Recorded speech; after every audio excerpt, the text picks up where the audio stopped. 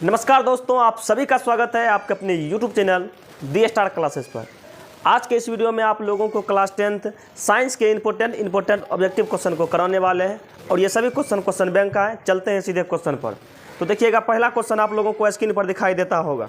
एक सेकंड, चलिए पहला क्वेश्चन देखिए। आप लोगों को क्वेश्चन आप लोगों को स्क्रीन पर दिखाई देता होगा। कहता है हीलियम कैसा तत्व है। ऑप्शन ए में अक्रिय, ऑप्शन बी में क्रियाशील, ऑप्शन सी में सक्रिय और ऑप्शन डी में उदासीन है। हीलियम दोस्तों पूछा जाएगा हीलियम कैसा तत्व है, तो हीलियम अक्रिय है। हीलियम कैसा तत्व है? हीलियम जो है हीलियम अक्रिय तत्व होता है। हीलियम कैसा होता है? अक्रिय तत्व होता है और ये गैस होता है। ये क्या होता है? गैस। चलिए आप लोगों से पूछा जाएगा हीलियम के बारे में। देखिए और क्या क्या आप लोगों से पूछा जा सकता है। पूछेगा हीलियम का संकेत क्या होता है, तो हीलियम का संकेत He। हीलियम का संकेत क्या होता है? He। पूछा जाएगा हीलियम का परमाणु संख्या, तो हीलियम का परमाणु संख्या 2 होता है। पूछ दिया जाएगा हीलियम का परमाणु द्रव्यमान या परमाणु भार, तो ये आपका 4 हो जाता है। ये आपका क्या हो जाता है? 4 हो जाता है। पूछेगा हीलियम क्या है, तो हीलियम अक्रिय गैस है या अक्रिय तत्व है। अक्रिय गैस है या अक्रिय तत्व है। पूछेगा कुल अक्रिय गैसों की संख्या कितनी है, तो कुल अक्रिय गैस की संख्या 6 गो है। क्या गो है? 6 गो। आप लोगों को ट्रिक बताते हैं। देखिए अक्रिय गैस को याद करने का ट्रिक है हीना, फिर जा कर के नीना, फिर जा कर के है और करीना, फिर जैसे रोना। ठीक, हीना, नीना और करीना, जैसे रोना। ये सब अक्रिय गैस को याद करने का क्या है? ट्रिक है। ये सब जो है अक्रिय गैस को याद करने का क्या ट्रिक है? हीना, नीना और करीना, जैसे रोना। हीना का मतलब He का मतलब हीलियम, नीना का मतलब Ne का मतलब नियॉन, और का मतलब Ar का मतलब आर्गन, करीना मतलब Kr का मतलब क्रिप्टॉन, जैसे का मतलब Xe का मतलब हो जाता है जेनॉन, रोना मतलब Rn का मतलब हो जाता है रेडॉन। तो कुल मिलाकर के ये 6 अक्रिय गैस है। देखिए अक्रिय गैस से संबंधित और क्या क्या क्वेश्चन पूछे जा सकते हैं। पूछे जाएंगे सबसे हल्की अक्रिय गैस तो हीलियम, सबसे हल्की अक्रिय गैस हीलियम। पूछेगा सबसे हल्की गैस तो हाइड्रोजन होता है, लेकिन सबसे हल्की अक्रिय गैस कहेगा तो ये आपका हो जाएगा हीलियम। पूछेगा बाइयन के टायरों में कौन सी गैस भरी जाती है, तो हीलियम गैस। उसके बाद पूछे जाएगा गैस वाला गुब्बारा जो होता है उसमें कौन सी गैस भरी जाती है, तो उसमें भी हीलियम गैस भरी जाती है, काहे कि हीलियम सबसे हल्की अक्रिय गैस होती है। और बाद एक क्वेश्चन ये भी पूछा जाता है, वह कौन सा एकमात्र अक्रिय गैस है जिसके बाह्यतम कक्षा में 8 इलेक्ट्रॉन नहीं होते हैं। देखिए ये सब के बाह्यतम कक्षा में 8 इलेक्ट्रॉन होते हैं, लेकिन हीलियम के बाह्यतम कक्षा में 8 इलेक्ट्रॉन नहीं होते हैं। उसके बाद आर्गन के बारे में पूछा जाता है। पूछेगा वायुमंडल में सबसे अधिक मात्रा में पाए जाने वाली अक्रिय गैस, वायुमंडल में सबसे अधिक मात्रा में पाए जाने वाली अक्रिय गैस, तो ये आपका आर्गन हो जाता है। ये आपका क्या हो जाता है? आर्गन। ये आपका क्या हो जाता है? आर्गन। पूछा जाएगा विद्युत बल में कौन सी अक्रिय गैस भरी जाती है, तो आर्गन। आर्गन का परमाणु संख्या 18 होता है। ठीक, मैट्रिक परीक्षा में ये भी बहुत बार पूछा जाता है। ठीक, पूछेगा विद्युत बल में कौन सी अक्रिय गैस भरी जाती है, तो ये भी आपका क्या हो जाएगा? आर्गन। उसके बाद देखिए रेडॉन। रेडॉन एक ऐसा अक्रिय गैस है जो वायुमंडल में नहीं पाई जाती है। पूछेगा वह कौन सा अक्रिय गैस है जो वायुमंडल में नहीं पाई जाती है? रेडॉन। वायुमंडल एक ऐसा अक्रिय गैस है जो क्या कहते हैं, वायुमंडल में नहीं पाई जाती है। तो देख लीजिएगा पहला जो क्वेश्चन आपका है, तो पहला क्वेश्चन का राइट आंसर अब क्या हो जाएगा? अब आप लोग ऑप्शन देखिए। कहता है हीलियम कैसा तत्व है, तो हीलियम अक्रिय तत्व है। तो एक का राइट आंसर हो जाएगा ऑप्शन नंबर ए। एक का राइट आंसर क्या हो जाएगा? Option number A.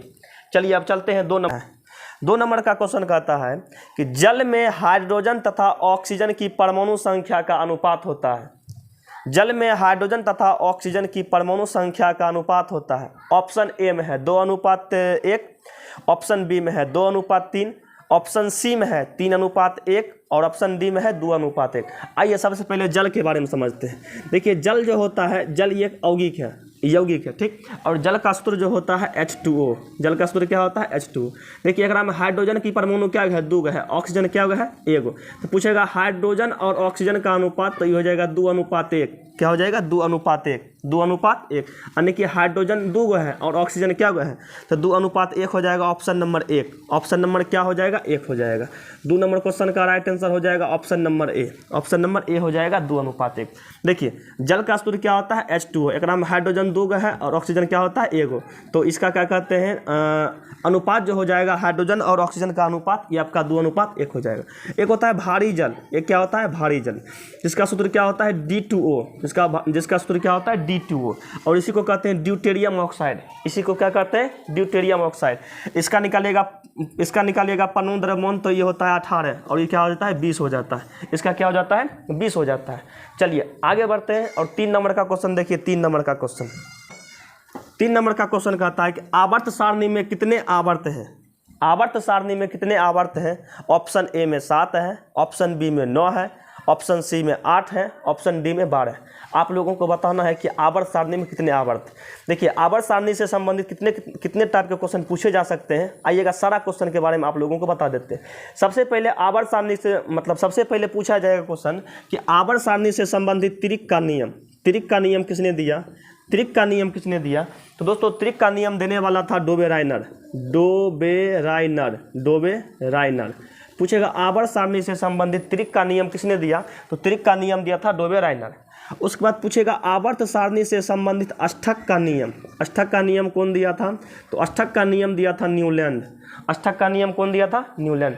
पूछेगा सबसे पहले आवर्त सारणी किसने बनाया? सबसे पहले आवर्त सारणी किसने बनाया? तो सबसे पहले आवर्त सारणी बनाया था मेंडलीफ। सबसे पहले आवर्त सारणी कौन बनाया था? सबसे पहले आवर्त सारणी बनाया था मेंडलीफ। और मेंडलीफ जिस समय आवर्त सारणी बनाए थे उस समय मात्र 63 गो तत्व थे। तो सबसे पहले आवर्त सारणी कौन बनाए थे? मेंडलीफ। यानी कि सबसे पहले आवर्त सारणी जो तैयार किए थे, सबसे पहले जो आवर्त सारणी तैयार किया गया था किसके द्वारा? मेंडलीफ के द्वारा। मेंडलीफ के द्वारा। और क्वेश्चन यह भी पूछा जाता है कि मेंडलीफ जो आवर्त सारणी बनाए थे किस आधार पर बनाया गया था? तो परमाणु भार। परमाणु भार या परमाणु द्रव्यमान। परमाणु भार या परमाणु द्रव्यमान के बढ़ते क्रम में सजा करके मेंडलीफ अपना आवर्त सारणी बनाए थे। लेकिन आधुनिक आवर्त सारणी जो है, आधुनिक आवर्त सारणी जो बनाया गया है ये मोसले के द्वारा बनाया गया है। किसके द्वारा बनाया गया है? मोसले के द्वारा। और इसका आधार क्या है? तो परमाणु संख्या। इसका आधार क्या है? तो परमाणु संख्या। इसका आधार क्या है? परमाणु संख्या। देखिए ये चारों क्वेश्चन आपके पेपर में बार बार पूछे जाते हैं। पूछेगा आवर्त सारणी से संबंधित त्रिक का नियम किसने दिया? डोबेराइनर। अष्टक का नियम किसने दिया? न्यूलैंड। सबसे पहले आवर्त सारणी किसने बनाया? मेंडलीफ। पूछेगा मेंडलीफ जो अपना आवर्त सारणी बनाया था किस आधार पर तत्वों को सजाया था? तो परमाणु भार के बढ़ते क्रम में। ठीक। अब पूछेगा आधुनिक आवर्त सारणी का निर्माण किसने किया? तो मोसले। और आधुनिक आवर्त सारणी जो बनाया गया है उसमें तत्वों को परमाणु संख्या के बढ़ते क्रम में सजाया गया है। उसके बाद देखिएगा आवर्त सारणी में जो तलका लाइन होता है जिसको कहते हैं क्षैतिज। जिसको क्या कहते हैं? क्षैतिज। देखिए आवर्त सारणी में जो क्षैतिज कतार होता है ऐसे करके इसको कहते हैं आवर्त। इसको क्या कहते हैं? आवर्त। तो ऐसा का लाइन 7 गो है। ऐसा का लाइन क्या है? 7 गो। तो आवर्त की संख्या 7 हो जाएगा। आवर्त की संख्या क्या हो जाएगा? 7। पूछेगा आधुनिक आवर्त सारणी में आवर्तों की संख्या कितनी है? तो आधुनिक आवर्त सारणी में 7 गो आवर्त है। क्वेश्चन देखिए क्या क्या पूछे जाते हैं। पूछा जाता है कि आधुनिक आवर्त सारणी के क्षैतिज कतार, ऐसा का क्षैतिज कतार को क्या कहते हैं? आवर्त कहते हैं। आवर्त की संख्या 7 गो है। आवर्त की संख्या क्या गो है? 7 गो। पूछेगा आधुनिक आवर्त सारणी के उदग्र स्तंभ या ऊर्ध्वाधर स्तंभ को क्या कहते हैं? मतलब जो खड़ा रहता है उसको क्या कहते हैं? इसको कहते हैं वर्ग। इसको क्या कहते हैं? वर्ग। इसी को कहते हैं समूह या इसी को कहते हैं ग्रुप। इसका संख्या क्या गो है? 18 गो है। इसका संख्या क्या गो है? 18 गो है। आप लोगों से पूछा जाएगा आधुनिक आवर्त सारणी में आवर्त कितने हैं या पीरियड कितने हैं या क्षैतिज कतार कितने हैं? तो ये आपका क्या हो गया? ये आपका 7 गो हो जाएगा। ये आपका क्या हो जाएगा? 7 गो। पूछेगा आधुनिक आवर्त सारणी में ऊर्ध्वाधर स्तंभ या उदग्र स्तंभ या वर्ग कितने हैं या समूह कितने हैं? तो ये आपका 18 हो जाएगा। ये आपका क्या हो जाएगा? 18 हो जाएगा। देखिए इसमें कुछ वर्ग का नाम जो है इंपॉर्टेंट है जो आप लोगों को बता देते हैं। कुछ वर्ग का नाम जो है ना आप लोगों का इंपॉर्टेंट है। जैसे वर्ग में आप लोगों का चला आएगा। जैसे आप लोगों का हो जाएगा वर्ग पहला। देखिए वर्ग पहला वर्ग देख लीजिए। वर्ग 1, वर्ग 2, वर्ग 11, वर्ग 17 और वर्ग 18। देखिए वर्ग 11 का जो तत्व होता है इसको कहते हैं क्षारीय धातु। इसको क्या कहते हैं? क्षारीय धातु। इसको कहते हैं क्षारीय धातु। वर्ग 1 में जितने भी तत्व आते हैं उस सबको क्षारीय धातु कहते हैं। वर्ग 2 में जो होता है उसको कहते हैं क्षारीय मृदा धातु। उसको क्या कहते हैं? क्षारीय मृदा धातु। उसको कहते हैं क्षारीय मृदा धातु। वर्ग 11 में जो आते हैं इसको कहते हैं सिक्का धातु। इसको क्या कहते हैं? सिक्का धातु। वर्ग 17 में जो आते हैं इसको कहते हैं हेलोजन। वर्ग 17 में जो आते हैं इसको क्या कहते हैं? हेलोजन। वर्ग 18 में जो आते हैं इसको कहते हैं अक्रिय गैस या निष्क्रिय गैस। अक्रिय गैस या निष्क्रिय गैस। तो ये सब क्वेश्चन बार बार आपके एग्जाम में पूछ दिए जाते हैं। वर्ग 1 के तत्व को क्षारीय धातु कहते हैं, वर्ग 2 के तत्व को क्षारीय मृदा धातु कहते हैं, वर्ग 11 के तत्व को सिक्का धातु कहते हैं, वर्ग 17 के तत्व को कहते हैं हैलोजन, और वर्ग 18 के तत्व को क्या कहते हैं, अक्रिय गैस या अक्रिय गैस, या इसी को निष्क्रिय गैस भी कहते हैं, इसी को नोबल गैस भी कहते हैं। चलिए, तो इसका राइट आंसर क्या हो जाएगा। अब आप लोगों से ये क्वेश्चन बन जाना चाहिए। तो देखिएगा ये क्वेश्चन क्या है। 3 नंबर का क्वेश्चन आपका है, कहता है आवर्त सारणी में कितने आवर्त हैं। तो आवर्तों की संख्या 7 गो है। आवर्तों की संख्या क्या गो है, 7 गो है। चलिए तो चलते हैं 4 नंबर क्वेश्चन पे। देखिए 4 नंबर का क्वेश्चन, 4 नंबर का क्वेश्चन आपका कहता है, क्वेश्चन आपको बोर्ड पर मिल जाएगा। कहता है single bound OH single bound का क्रियाशील मूलक है। Single bound OH single bound का क्रियाशील मूलक है। ऑप्शन ए में कीटोन है, ऑप्शन बी में एल्डिहाइड है, ऑप्शन सी में अल्कोहल है। चलिए, यदि आप लोगों को रहेगा सिंगल बाउंड OH, तो ये आपका होता है अल्कोहल का। ये किसका होता है, अल्कोहल, ये होता है अल्कोहल का। सिंगल बाउंड CHO, ये आपका होता है एल्डिहाइड का। एल्डिहाइड का, ये किसका होता है, एल्डिहाइड का। सिंगल बाउंड COOH, ये आपका होता है कार्बोक्सिलिक एसिड। कार्बोक्सिलिक एसिड, ये किसका होता है, कार्बोक्सिलिक एसिड का हो जाता है। सिंगल बाउंड OH रहेगा तो alcohol, single bound CHO aldehyde, single bound COOH, ये आपका हो जाता है कार्बोक्सिलिक एसिड। तो इसका राइट आंसर क्या हो जाएगा। 4 नंबर क्वेश्चन का राइट आंसर देखिए, सिंगल बाउंड OH है तो अल्कोहल, 4 का हो जाएगा C। 4 का क्या हो जाएगा, C। 4 का राइट आंसर C हो जाएगा। आगे बढ़िए, 5 नंबर का क्वेश्चन देखिए। 5 नंबर का क्वेश्चन, 5 नंबर का क्वेश्चन कहता है प्रकृति में ऑक्सीजन का संतुलन कैसे बना रहता है। ऑप्शन ए में है संयोजन क्रिया, ऑप्शन बी में है प्रकाश संश्लेषण, ऑप्शन सी में है अपघटन, ऑप्शन डी में है इनमें से कोई नहीं। तो प्रकृति में ऑक्सीजन का संतुलन जो बना रहता है ये प्रकाश संश्लेषण के द्वारा बना रहता है। तो 5 का राइट आंसर क्या हो जाएगा, बी प्रकाश संश्लेषण। क्या हो जाएगा, प्रकाश संश्लेषण। प्रकाश संश्लेषण। देखिए प्रकाश संश्लेषण से और क्या क्या क्वेश्चन पूछे जा सकते हैं। पूछेगा प्रकाश संश्लेषण की क्रिया होती है, तो प्रकाश संश्लेषण होगा जब भी होगा तो दिन में होगा।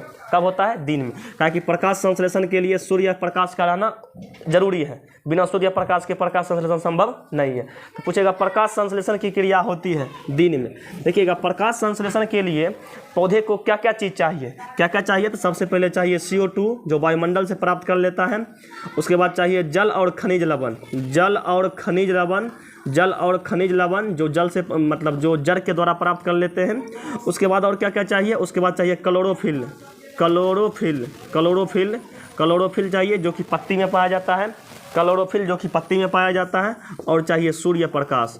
और क्या चाहिए, सूर्य प्रकाश, सूर्य प्रकाश। यानी कि पौधे में प्रकाश संश्लेषण की क्रिया के लिए ये 4 कच्चे सामग्री का होना जरूरी है। CO2, जल और खनिज लवण, क्लोरोफिल, उसके बाद सूर्य प्रकाश। ठीक, देखिए यहाँ से क्वेश्चन ये भी पूछा जाता है कि क्लोरोफिल में कौन सा धातु पाया जाता है। तो इसमें पाया जाता है मैग्नीशियम। इसमें कौन सा धातु पाया जाता है, मैग्नीशियम। पूछेगा मानव रक्त में सबसे अधिक मात्रा में कौन सी धातु पाई जाती है। तो आयरन आने की लोहा, आयरन आने की लोहा। पूछ दिया जाएगा आप लोगों को लोहा की कमी से कौन सा रोग या आयरन की कमी से कौन सा रोग। तो आयरन की कमी से एनीमिया रोग होता है। कौन सा रोग होता है, एनीमिया रोग। तो चलिए इसका राइट आंसर क्या हो जाएगा, 5 नंबर क्वेश्चन का राइट आंसर बी हो जाएगा। आगे बढ़ते हैं, 6 नंबर का क्वेश्चन देखते हैं। 6 नंबर का क्वेश्चन आपका कहता है कि मानव हृदय में कितने कोष्ठ होते हैं। मानव हृदय में कितने कोष्ठ होते हैं, ये सब क्वेश्चन बार बार पूछे वाला है। देखिए मानव हृदय में क्या गो कोष्ठ है। मानव हृदय में 4 गो कोष्ठ। मानव हृदय में 4 गो कोष्ठ। मानव हृदय हो गया या पक्षी हो गया, पक्षी हो गया या स्तनधारी हो गया, पक्षी हो गया या कोई भी स्तनधारी हो गया। एक हृदय में 4 गो कोष्ठ रहता है। क्या गो रहता है, 4 गो। मछली में क्या रहता है, तो मछली में 2 गो रहता है। मेढक में या उभयचर में, मेढक या उभयचर में 3 गो रहता है। मेढक या उभयचर में क्या गो रहता है, 3 गो। लेकिन मगरमच्छ अपवाद है, मगरमच्छ में 4 गो रहता है। मगरमच्छ में क्या गो रहता है, मगरमच्छ में रहता है 4 गो। मगरमच्छ में रहता है 4 गो। आपसे पूछा जाएगा मानव के हृदय में कितने कोष्ठ होते हैं, मानव के हृदय में कितने चैम्बर होते हैं, या मानव के हृदय में कितने बेस्म होते हैं। तो मानव में 4 गो होता है। मानव में क्या होता है, 4 गो। पक्षी में भी 4 गो, स्तनधारी में भी 4 गो, मछली में क्या गो, 2 गो, मेढक में और उभयचर में क्या होता है, 3 गो। लेकिन अब बाद में मगरमच्छ है, मगरमच्छ में क्या होता है, 4 गो। मगरमच्छ में हो जाता है 4 गो। तो इसका राइट आंसर क्या हो जाएगा, 6 नंबर क्वेश्चन का राइट आंसर हो जाएगा option number D. Option number क्या हो जाएगा? डी। ऑप्शन नंबर डी हो जाएगा। आगे बढ़ते हैं, 7 नंबर का क्वेश्चन देखिए। 7 नंबर का क्वेश्चन आपका कहता है कि किसी माध्यम में अपवर्तनांक म्यू का मान होगा, तो आपको पता होनी चाहिए म्यू बराबर क्या होता है? साइन आई बटा साइन आर। म्यू बराबर क्या होता है? साइन आई बटा साइन आर। म्यू बराबर क्या होता है? साइन आई बटा साइन आर। आगे बढ़ते हैं, 8 नंबर का क्वेश्चन देखिए। 8 नंबर का क्वेश्चन कहता है दाढ़ी बनाने में किस दर्पण का प्रयोग किया जाता है? तो दाढ़ी बनाने में अवतल दर्पण। दाढ़ी बनाने में कौन दर्पण? अवतल दर्पण। चलिए देख लीजिएगा थोड़ा सा, अवतल दर्पण का प्रयोग और कहाँ कहाँ होता है? अवतल दर्पण का प्रयोग कहाँ कहाँ होता है? अवतल दर्पण का प्रयोग कहाँ कहाँ होता है? अवतल दर्पण का पहला प्रयोग होता है दाढ़ी बनाने में। दाढ़ी बनाने में डॉक्टर के द्वारा। कौन डॉक्टर? आँख के डॉक्टर, कान के डॉक्टर, नाक के डॉक्टर, गला के डॉक्टर, दांत के डॉक्टर, कोई भी डॉक्टर यदि दर्पण का प्रयोग करते हैं तो अवतल दर्पण। कौन सा दर्पण? अवतल दर्पण। पूछेगा मोटर गाड़ी में, मोटर गाड़ी के हेडलाइट में, मोटर गाड़ी के हेडलाइट में, मोटर गाड़ी के हेडलाइट में भी कौन दर्पण? तो मोटर गाड़ी के हेडलाइट में भी अवतल दर्पण। मोटर गाड़ी के हेडलाइट में भी अवतल दर्पण। पूछेगा सौर कुकर में, सौर कुकर में कौन दर्पण? तो सौर कुकर में भी अवतल दर्पण। सौर कुकर में भी अवतल दर्पण। सर्च लाइट में, सर्च लाइट में भी कौन दर्पण? सर्च लाइट में, सर्च लाइट में भी सर्च लाइट। सर्च लाइट में भी कौन दर्पण? तो सर्च लाइट में भी अवतल दर्पण। सर्च लाइट में ही अवतल दर्पण। देखिएगा उत्तल दर्पण का प्रयोग कहाँ होता है? उत्तल दर्पण का प्रयोग कहाँ होता है? 2 जगह। नंबर 1 साइड मिरर के रूप में, साइड मिरर के रूप में, साइड मिरर के रूप में। जितने भी गाड़ी के बगल में लगा रहता है, मतलब गाड़ी ड्राइवर के बगल में जो लगा रहता है साइड मिरर, पिछलका चीज़ को देखने के लिए जो साइड मिरर लगा रहता है वो उत्तल दर्पण का होता है। काहे कि उत्तल दर्पण में हमेशा प्रतिबिंब वस्तु से क्या बनता है? छोटा बनता है। इसलिए करके साइड मिरर में उत्तल दर्पण का प्रयोग किया जाता है। और 2 नंबर में किया जाता है रोड लाइट में, रोड लाइट में, रोड लाइट में। देखिए ये 2 जगह उत्तल दर्पण का प्रयोग होता है। ये 2 जगह कौन दर्पण? ये 2 जगह उत्तल दर्पण। बाकी कोई भी क्वेश्चन आवे मार दीजिएगा अवतल दर्पण। बाकी कहीं भी क्वेश्चन आएगा ना मार दीजिएगा अवतल दर्पण। ठीक, केवल ये दोनों जगह को छोड़ करके बाकी सब जगह अवतल दर्पण। पूछेगा दाढ़ी बनाने में अवतल दर्पण, हजामत बनाने में अवतल दर्पण, टॉर्च में अवतल दर्पण, सर्च लाइट में अवतल दर्पण, सौर कुकर में अवतल दर्पण, डॉक्टर द्वारा अवतल दर्पण। मतलब सभी जगह अवतल दर्पण, केवल 2 चीज़ को छोड़ करके। साइड मिरर में उत्तल, रोड लाइट में उत्तल, बाकी सब जगह अवतल, बाकी सब जगह अवतल। देखिए दोनों में यदि अंतर पूछा जाएगा तो आप लोगों को अंतर भी करा देते हैं। अवतल और उत्तल में देखिएगा अंतर क्या होता है। अवतल जो होता है ना, अवतल, इसका जो परावर्तक सतह होता है धंसा रहता है। देखिए ये मुंह देखने वाला पार्ट है, इसका धंसा है, इसका क्या होता है? धंसा रहता है। और उत्तल का जो मुंह देखने वाला पार्ट रहता है, मुंह देखने वाला पार्ट, ये क्या रहता है? उठा रहता है। ये क्या रहता है? उठा रहता है। नंबर 2, इसमें जो प्रतिबिंब बनता है इसमें काल्पनिक भी बनता है, इसमें काल्पनिक भी बनता है और वास्तविक भी बनता है। काल्पनिको बनता है, वास्तविको बनता है। और एकरा में हमेशा क्या बनता है? एकरा में हमेशा काल्पनिके बनता है। इसमें हमेशा क्या बनता है? काल्पनिके बनता है। काल्पनिक प्रतिबिंब सीधा होता है और वास्तविक प्रतिबिंब उल्टा होता है। तो एकरा में जो प्रतिबिंब बनता है वो सीधा भी रहता है और उल्टा भी रहता है। सीधा भी रहता है और उल्टा भी रहता है। मतलब काल्पनिक रहेगा सीधा, वास्तविक रहेगा उल्टा। एकरा में क्या होता है? एकरा में जो प्रतिबिंब रहेगा हमेशा क्या रहेगा? सीधा रहेगा। हमेशा क्या रहेगा? सीधा रहेगा। और समझिए ये जो क्या कहते हैं अवतल दर्पण जो होता है, एकरा में प्रतिबिंब बड़ा भी बनता है, छोटा भी बनता है और बराबर भी बनता है, बराबर भी बनता है। लेकिन एकरा में क्या बनता है? हमेशा छोटा बनेगा। हमेशा क्या बनेगा? छोटा बनेगा। हमेशा क्या बनेगा? छोटा बनेगा। उसके बाद अवतल दर्पण को जो है इसको कहते हैं अभिसारी दर्पण। इसको क्या कहते हैं? अभिसारी दर्पण। काहे कि अवतल दर्पण में मुख्य अक्ष के समांतर यदि किरण को गुजारते हैं तो मुख्य फोकस पर जाकर के मिलती है, इसलिए करके इसको कहते हैं अभिसारी दर्पण। इसको कहते हैं अपसारी दर्पण। इसको क्या कहते हैं? अपसारी दर्पण। ठीक, यदि आप लोगों को सब्जेक्टिव में भी क्वेश्चन पूछा जाएगा अवतल दर्पण और उत्तल दर्पण में अंतर, तो आप लोग अंतर को लिख लीजिएगा। चलिए आगे बढ़ते हैं। आगे देखिएगा क्वेश्चन क्या है। अगला क्वेश्चन, अगला क्वेश्चन देखिएगा 9 नंबर का क्वेश्चन। 9 नंबर का क्वेश्चन आपका है, कहता है स्पेक्ट्रम में किस रंग का झुकाव अधिक होता है? स्पेक्ट्रम में किस रंग का झुकाव अधिक होता है? ऑप्शन ए में लाल है, ऑप्शन बी में हरा है, ऑप्शन सी में पीला है और ऑप्शन डी में क्या है? बैगनी है। तो देखिएगा 9 नंबर का क्वेश्चन। सबसे पहले क्या करते हैं, यहाँ एक प्रिज्म बनाते हैं। ये क्या है? प्रिज्म। ये क्या है? प्रिज्म। ये क्या है? प्रिज्म है। और इससे क्या करते हैं? सूर्य प्रकाश को गुजारते हैं।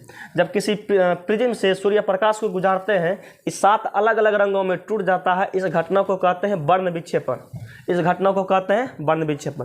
अब देखिए यहाँ से बहुत ही सारा क्वेश्चन पूछा जाएगा। पहला क्वेश्चन ये पूछेगा कि प्रकाश का वर्ण विक्षेपण किससे संभव है। प्रकाश का वर्ण विक्षेपण किससे संभव है? तो प्रिज्म से। किससे संभव है? प्रिज्म से।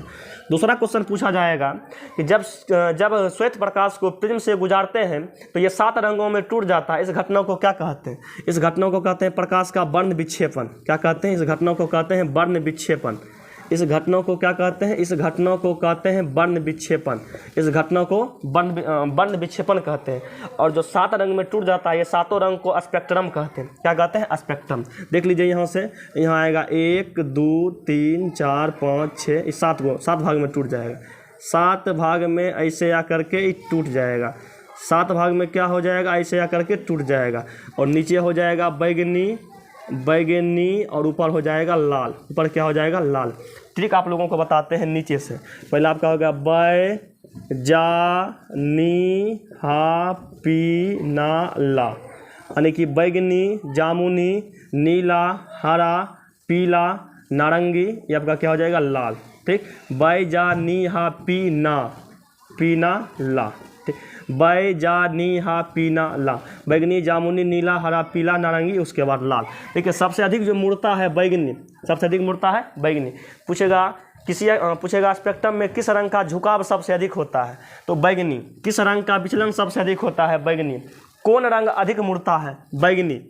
ठीक, बैगनी। किसका प्रकीर्णन सबसे अधिक होता है? तो बैगनी का। किसका प्रकीर्णन क्या हो जाएगा? किसका प्रकीर्णन सबसे अधिक हो जाएगा? बैगनी का। देखिए बैगनी का क्या क्या अधिक रहेगा?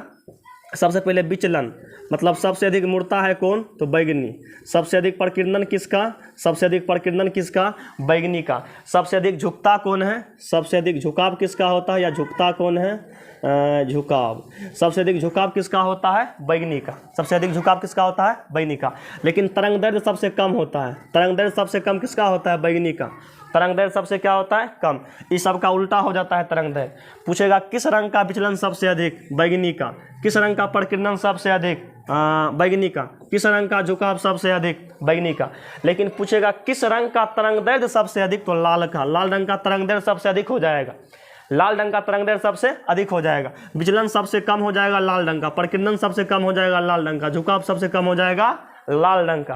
क्वेश्चन यहाँ से पेपर में आपको 100% मिलेगा। क्वेश्चन देखिए क्या क्या पूछ सकता है। पूछेगा जब श्वेत प्रकाश को प्रिज्म से गुजारते हैं तो 7 रंगों में टूट जाता है, इस घटना को क्या कहते हैं? इस घटना को कहते हैं वर्ण विक्षेपण। क्या कहते हैं? वर्ण विक्षेपण। और जो 7 रंग का पट्टी बनाती है उसको कहते हैं स्पेक्ट्रम। उसको क्या कहते हैं? स्पेक्ट्रम। स्पेक्ट्रम में सबसे अधिक झुकाव जो होता है, सबसे अधिक झुकाव होता है बैगनी रंग का। सबसे कम झुकाव होता है लाल रंग का। सबसे अधिक विचलन होता है बैगनी रंग का। सबसे कम विचलन होता है लाल रंग का। सबसे अधिक प्रकीर्णन होता है बैगनी रंग का। सबसे कम प्रकीर्णन होता है लाल रंग का। पूछेगा सबसे कम तरंग दैर्ध्य तो बैगनी का, और सबसे अधिक तरंग दैर्ध्य लाल रंग का। लाल रंग का तरंग दैर्ध्य क्या होता है? सबसे अधिक होता है।